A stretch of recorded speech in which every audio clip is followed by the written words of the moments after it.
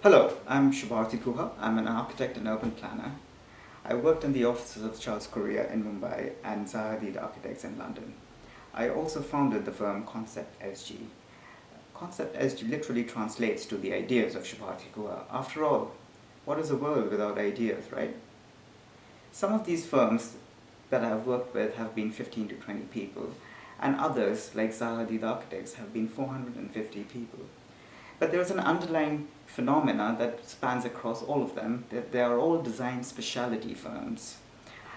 It's difficult when you have to convince everyone to believe in things that haven't been done before. However, it's even more satisfying to get them done and keep moving forward at all times.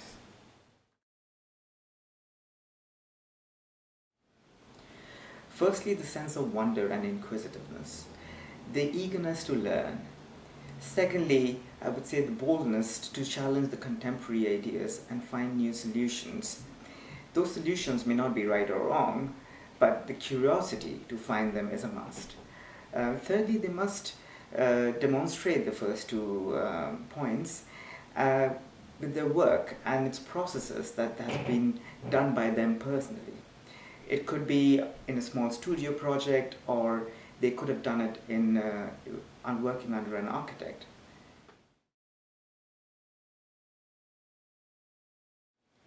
Portfolios must demonstrate the process as much as the final product.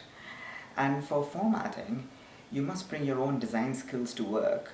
Following a set format shows a little bit of lack of creativity, if you ask me personally. But please don't go overboard.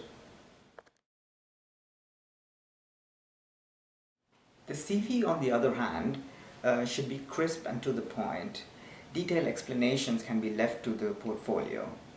But one must not forget to fill in little bits and pieces of other interests. For example, my little tennis skills often end up being part of a conversation during an interview. And because interviews are about conversations, so one must leave a little bit of hints apart from the work itself.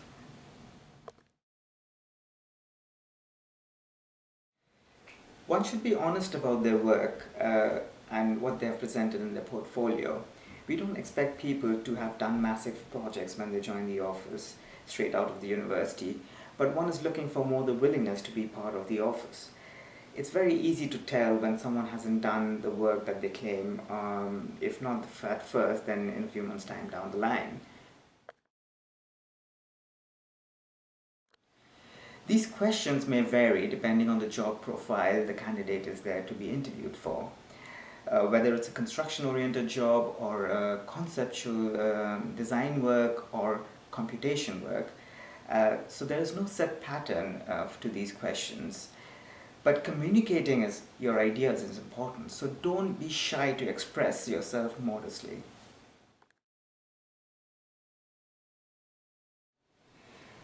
Be passionate about what you do. And if you don't feel passionate about something, then don't join that office or don't do that work. Sometimes in life, you're forced to make decisions due to austerity or other constraints. But if you can hold a little bit longer, then you must. So that you can find what you really care about. That inevitably will reflect in your communication, your work, your interviews, and also the product that you will communicate to the world. If you believe in something, most hardships will seem a little bit more of a road bump and won't hurt you as much. Leonardo da Vinci once said, "He who is fixed to a star does not change his mind."